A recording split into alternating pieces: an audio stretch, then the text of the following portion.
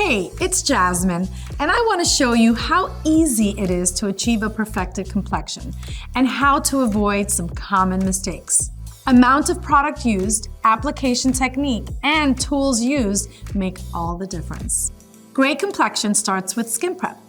On this side, I used Advanced Genifique on clean skin and am then following with La Bosse Pro to create a smooth base for makeup. On the other side, you'll see what happens when you skip it. On this side, warm the primer on the back of your hand with your fingers and dab and apply directly onto the skin, gently massaging until the skin feels smooth to the touch. Step 2. Correct and conceal any major areas of concern before foundation application. Areas you feel the foundation alone may not cover. On one side, I'm being super purposeful with my placement and adding product only where I need it, using precision and a technique that builds coverage.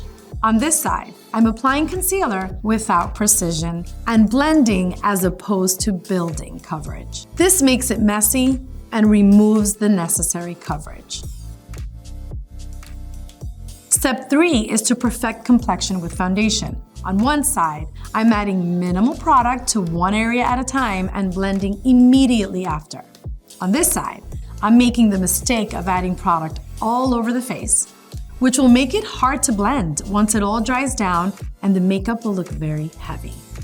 Focusing on adding product to the center and areas that have the most discoloration and blending outward will always make it a seamless application.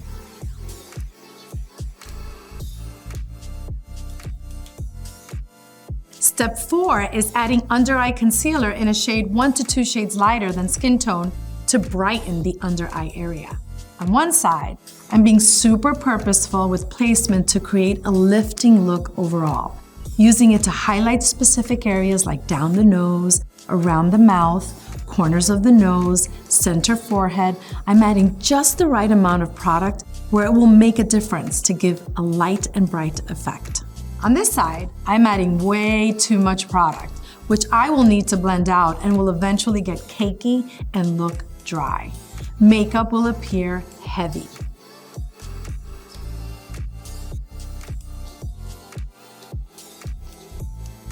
Step 5 is setting your foundation with powder.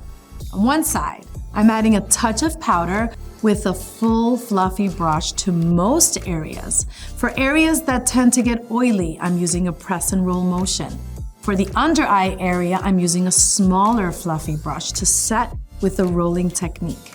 On this side, I'm making the mistake of adding a powder that is too light and adding too much of it all over, making it more of a bake your makeup step. Makeup will appear really heavy. While complexion can go wrong, using the right amount of product, the proper technique, and a purposeful application will make it very easy to achieve a flawless complexion.